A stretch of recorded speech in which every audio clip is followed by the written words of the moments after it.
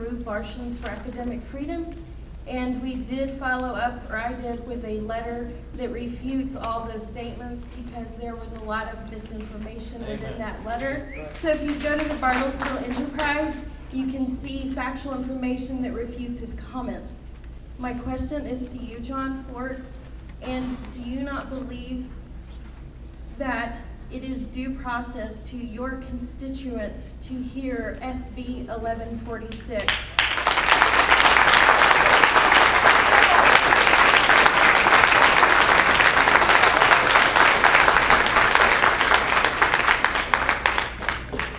And we're talking about the Common Core bill. I think there's up to 5. Common said Core. 1146. I'm sorry. She said 1146. It deals with Common Core. Common Core was passed by the legislature in 2010, so it has been voted on.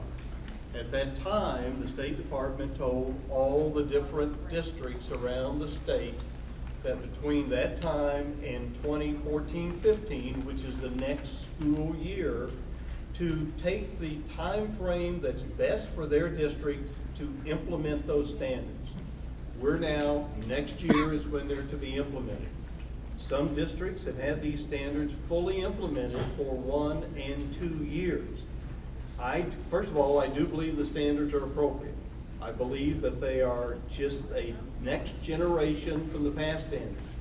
But secondly, I don't think it's fair to go back to districts that have spent 2 to 3 years as far as developing lesson plans and curriculum, have spent money on professional development, implementing the standards that in 2010 the legislature passed. So I think it is appropriate that we continue moving forward. Now, a couple of things I will say. Every several years, each of our different standards have a thorough review through the State Department. English and math, English language arts and math are due for that review starting in 2016.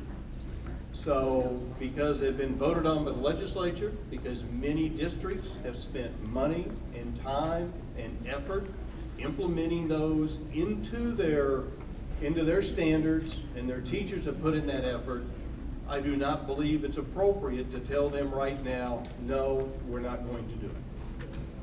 The standards were written before, the vote was made before the standards were written.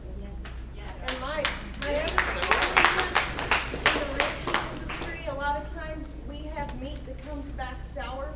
If there's poison in the meat, do you serve it to your kids?